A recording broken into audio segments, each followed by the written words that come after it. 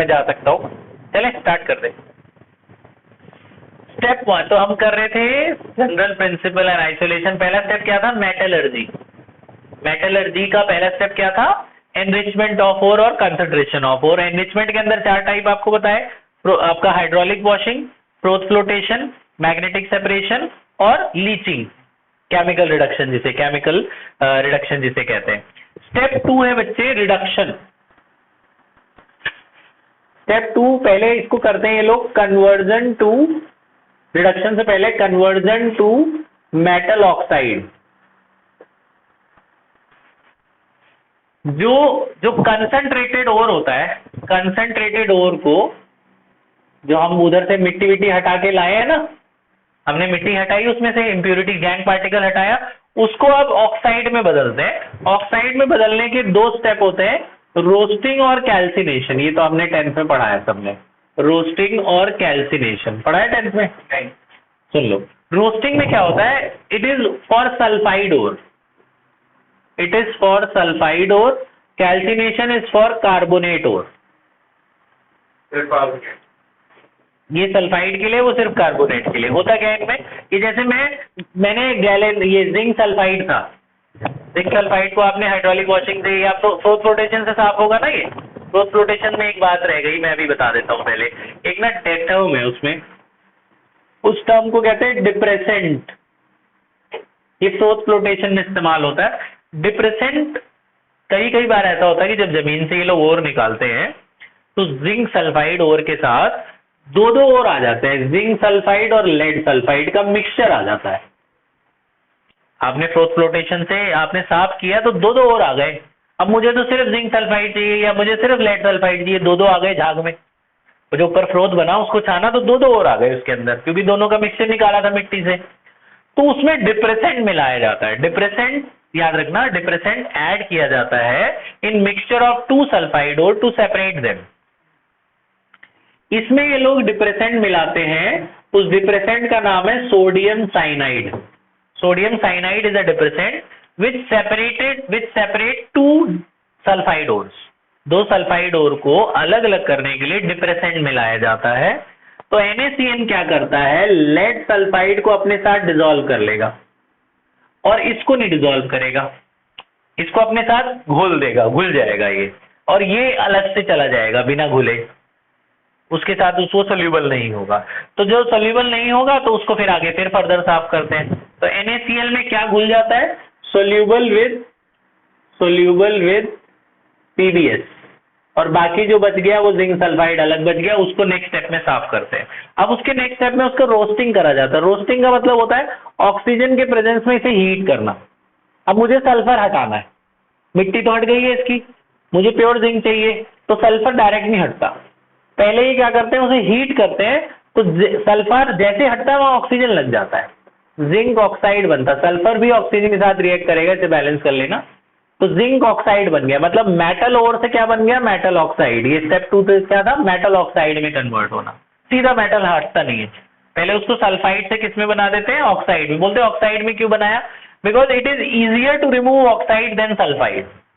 Oxygen हटाना आसान होता है सल्फाइड के, तो पहले इसको हीट करो, ऑक्साइड में बदल जाता है। तो अगर ऑक्सीजन के साथ हीट करते हैं तो उसे रोस्टिंग कहते हैं। बिना ऑक्सीजन की हीट करा, जैसे कैल्शियम कार्बोनेट है, मुझे इसमें से कैल्शियम चाहिए, तो इसके पास तो पहले ही ऑक्सीजन है ना, तो आपको इसे ऑक्सीजन नहीं देना। तो ऑक्सीजन के एब्सेंस में वैक्यूम में इसे हीट करते हैं तो कैल्शियम ऑक्साइड और कार्बन डाइऑक्साइड मिलता है। आप देखो इसमें भी मेटल ऑक्साइड मिल रहा है, इसमें भी मेटल ऑक्साइड मिल रहा है।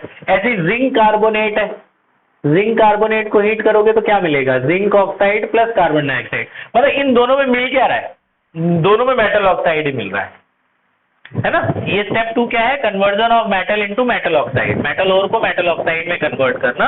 तो 2 तरीके से करते हैं, या तो रोस्टिंग से या कैल्सिनेशन से। रोस्टिंग में ऑक्सीजन के प्रेजेंस में हीट करते हैं और इसमें ऑक्सीजन के एब्सेंस में हीट करते हैं, बनना दोनों में मेटल ऑक्साइड ही है। स्टेप 3 होता है रिडक्शन। अब जो मेटल ऑक्साइड बन गया है, इसमें ये लोग से ऑक्सीजन हटाने के लिए रिड्यूसिंग एजेंट इस्तेमाल करते हैं। रिड्यूसिंग एजेंट होता है कोक। कार्बन का जो जली हुई लकड़ी होती है उससे कोक बनता है, कार्बन का पाउडर। ये वो पीने वाला कोक नहीं, कार्बन है जो फिल्टर में भी लगता है, तुमने ब्लैक ब्लैक देखा होगा, पाउडर जैसा होता है, कोल सा। हाँ कोक। तो ये कोक क्या है, कोल क्या करेगा, कोक क्या करेगा, ऑक्सीजन को खींच लेगा, it is a reducing agent, और प्योर जिंक को आपको बाहर दे देगा। ये आपका प्योर जिंक है, ठीक है। अच्छा, रिड्यूसिंग एजेंट कार्बन भी होता है, कार्बन मोनोऑक्साइड भी होता है।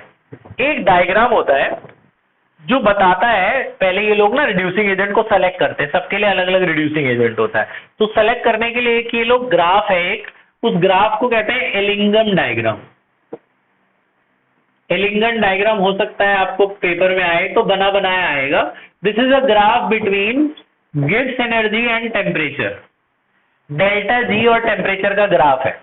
तो मान लो ये एक ग्राफ है किसी का और ये दूसरे का ग्राफ है, मान लो ये कार्बन का ग्राफ है, ये कार्बन मोनोऑक्साइड का ग्राफ है, और यहाँ पे वैल्यूज देते हैं ये लोग, जैसे -200, ये डेल्टा जी की वैल्यू है, -100, फिर 100, 100, 200, 300 ऐसे चलता रहता है, और यहाँ पे टेम्परेचर होता है 100 केल्विन, 200 केल्विन, 300 केल्विन, 400 केल्विन, ये टेम्परेचर है आपका, 500 केल्विन, ठीक है, ये टेम्परेचर है। अब इस ग्राफ से आपको बताएंगे, ग्राफ दे देंगे बना बनाया, आपसे पूछेंगे बताओ कि कोई टेम्परेचर दे देंगे, बोलेंगे बताओ एट 100 केल्विन कार्बन और कार्बन मोनोऑक्साइड में कौन अच्छा रिड्यूसिंग एजेंट है। तो आपको क्या याद रखना है, जिसका डेल्टा जी जितना नेगेटिव वो उतना अच्छा रिड्यूसिंग एजेंट, जिसका गिब्स एनर्जी जितना नेगेटिव वो उतना अच्छा रिड्यूसिंग एजेंट। आप देखोगे 100 पे किसकी लाइन नीचे है, 100 केल्विन पर, 100 केल्विन पे देखो आप किसका गिब्स एनर्जी, 100 केल्विन पे इसका गिब्स एनर्जी कितना है, -200, और 100 केल्विन पे उसका गिब्स एनर्जी कितना है आपका, इस पॉजिटिव में ही जाएगा ना, तो किसका गिब्स एनर्जी नेगेटिव, मान लो ये है -50, तो इसका 100 केल्विन पे कार्बन का गिब्स एनर्जी कितना है, -200, और 100 केल्विन पे उसका कितना है, -50। तो किसका गिब्स एनर्जी ज्यादा नेगेटिव है, कोक का ज्यादा नेगेटिव है ना कार्बन मोनोऑक्साइड के मुकाबले। ये कार्बन मोनोऑक्साइड की लाइन है, ये कोक की लाइन है। तो जिसका गिब्स एनर्जी ज्यादा नेगेटिव, 100 केल्विन पे पहले का -200 है और दूसरे का कितना है, -50, ज्यादा नेगेटिव कौन है, ये कि ये वाला ज्यादा नेगेटिव। तो जिसका ज्यादा नेगेटिव गिब्स एनर्जी होगा वो अच्छा रिड्यूसिंग हो जाएगा, तो Coke is better reducing agent. समझ में आ रही बात, जिसका डेल्टा जी जितना कम होगा वो उतना अच्छा। अब बोला 400 केल्विन पे बताओ, जरा देखो 400 केल्विन, 400 केल्विन पे अब कार्बन मोनोऑक्साइड नीचे आ गया कोक से, 400 केल्विन पे कार्बन, जिसकी लाइन नीचे होगी ना एंगल डायग्राम में, उसका डेल्टा जी कम होगा ना दूसरे से, तो जिसका डेल्टा जी कम वो अच्छा। तो 400 केल्विन पे carbon monoxide is better, carbon monoxide is better reducing agent. समझ गए, तो ये एलिंगम डायग्राम आपने ये याद रखना है। ये बात समझ में आई, ठीक है, ठीक है। अच्छा, ये हो गया रिडक्शन, यहाँ पे आपको प्योर मेटल मिल गया है, ये है स्टेप 3। अब आखिरी स्टेप से, मैंने आपको बताया 4 स्टेप से गुजरता है मेटल साफ होने से पहले। पहला स्टेप क्या था, कंसंट्रेशन ऑफ ओर, दूसरा कंसंट्रेटेड ओर को मेटल ऑक्साइड में बदलना, तीसरा रिडक्शन, मेटल ऑक्साइड में रिड्यूसिंग एजेंट मिला देते तो प्योर मेटल मिल जाता है। अब अभी भी ये पूरी तरह से प्योर नहीं है, हमें दिख नहीं रहा, लेकिन इसके अंदर कहीं ना कहीं कुछ ना कुछ इंप्योरिटीज है, एकदम प्योरेस्ट फॉर्म मिलता है हमें जो मिलता है मेटल। तो लास्ट स्टेप होता है, उसे कहते हैं रिफाइनिंग। लास्ट स्टेप बता देता हूं तो हमारा ये चैप्टर ऑलमोस्ट डन हो जाएगा, बीच में कुछ चीजें रह गई हैं अभी भी, बताता हूं सुनो। चौथा स्टेप होता है रिफाइनिंग। रिफाइनिंग एकदम जो ये मिला इसको और प्योरीफाई करना। तो रिफाइनिंग के लिए अलग अलग प्रोसेस होते हैं, अलग अलग क्या क्या प्रोसेस होते हैं आप देखिए, इधर वाला विजिबल है, थोड़ा इधर की तरफ कर दे। रिफाइनिंग के अलग अलग प्रोसेस में आपको 3-4 प्रोसेस बता रहा हूँ। पुरानी बुक है, हाँ ये पुरानी है ना, पार्ट 11 नहीं 12, चलो कोई बात नहीं। देखो देखो जरा ध्यान से, इधर रिफाइनिंग की बात कर रहा था मैं। रिफाइनिंग समझ में आ गया क्या होता है? ये रिफाइनिंग क्या स्टेप है कि जो आपको रिडक्शन के बाद मेटल मिला उसे और प्योरीफाई करना, उसके अलग अलग मेथड होते हैं। सबसे पहला जो होता है वो होता है डिस्टिलेशन।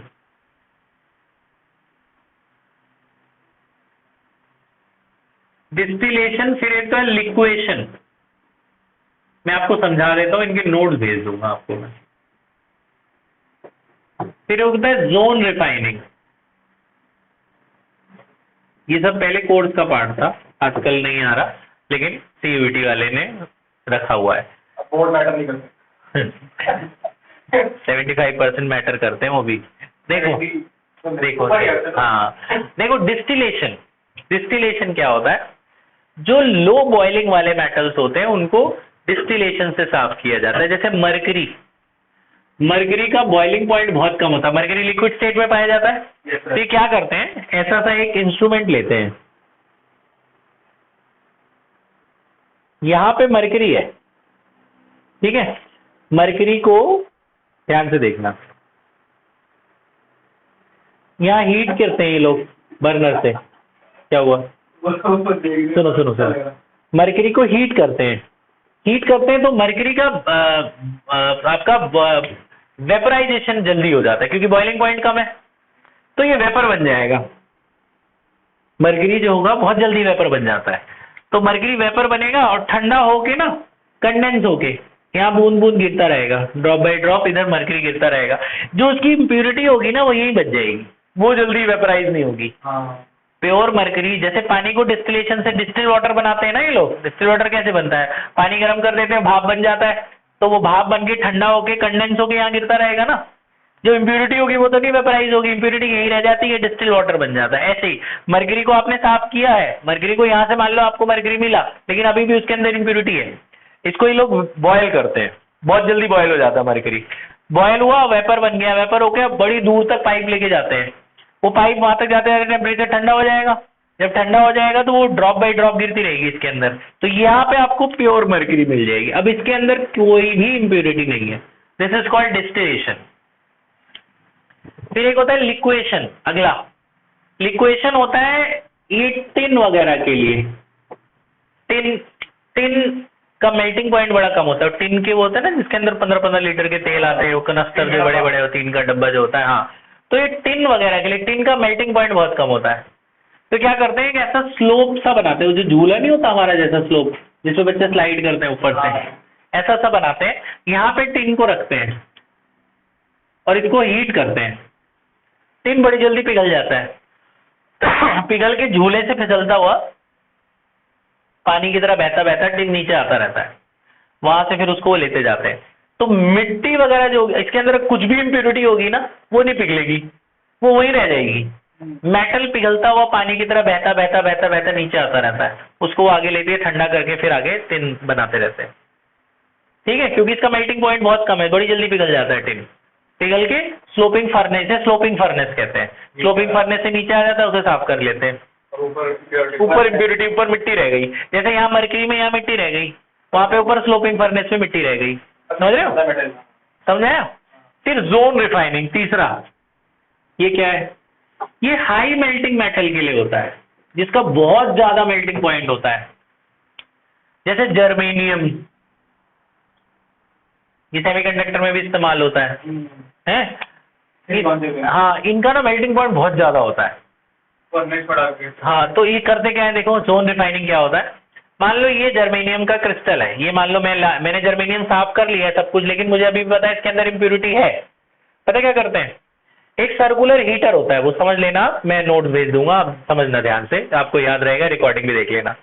ये आपने जर्मेनियम की एक रॉड ली, इसके अंदर इम्प्योरिटी है, एक ऐसा सर्कुलर सा हीटर होता है, हीटर में क्या करते हैं, करंट देते हैं, सॉलिनॉइड टाइप बनाते हैं, करंट देते हैं, करंट से क्या होता है कि इनके मेल्टिंग पॉइंट बढ़ता रहता है, बहुत ज्यादा मेल्टिंग पॉइंट कर लेते हैं।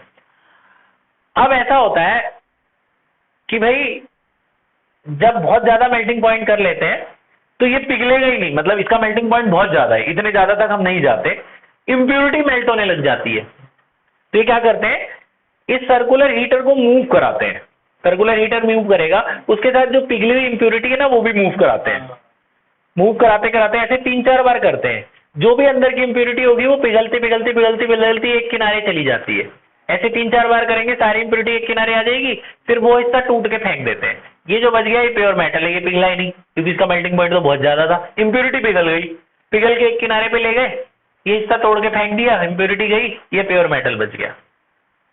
बात समझ आई? This is called zone refining. Zone refining समझ में आ गया? फिर लास्ट होता है चौथा, vapour phase refining. Vapour phase refining होता है निकल के लिए और जिरकोनियम के लिए। निकल और जिरकोनियम भी हाई मेल्टिंग पॉइंट मेटल्स होते हैं। निकल को क्या करते हैं, कार्बन मोनोऑक्साइड एक रिड्यूसिंग एजेंट, उसके साथ हीट करते हैं तो बन गया निकल कार्बोनिल। कुछ ऐसे रिएजेंट्स होते हैं जो अपने वेपर में जल्दी सोल्यूबल हो जाते हैं, इंप्योरिटी उनकी इंप्योरिटी वेपराइज हो जाएगी, वो वही रह जाएंगे इंप्योरिटी। तो इसको क्या करते हैं, निकल को कार्बन मोनोऑक्साइड के साथ हीट करते हैं तो बन जाता है निकल कार्बोनिल। अब कार्बन मोनोऑक्साइड ने पता क्या किया, इंप्योरिटी को अपने अंदर डिसॉल्व करा लिया, निकल कार्बोनिल बन गया। ऊपर ऊपर की जितनी इंप्योरिटी थी कार्बन मोनोऑक्साइड ने अपने अंदर इंप्योरिटी घोल दी। फिर निकल कार्बोनिल को अगले स्टेप में इसको हीट करते हैं, बहुत ज्यादा टेम्परेचर 1200 1300 केल्विन 1600 केल्विन तक हीट किया जाता है। तो ये जो कार्बन मोनोऑक्साइड ना ये वेपर बन के उड़ जाएगी, कार्बन मोनोऑक्साइड उड़ गई, निकल छोड़ गई।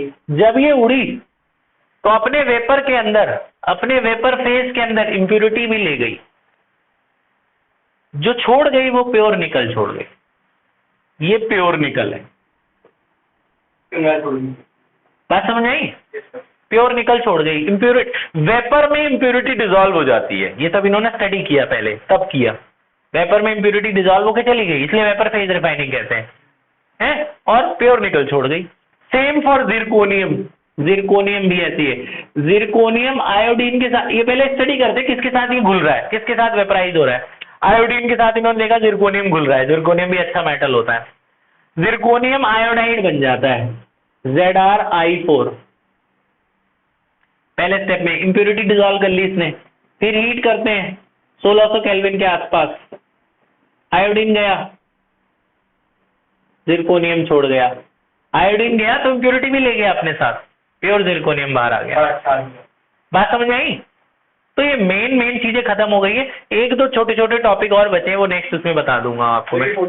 ठीक है, अभी नहीं हो पाएगा खत्म।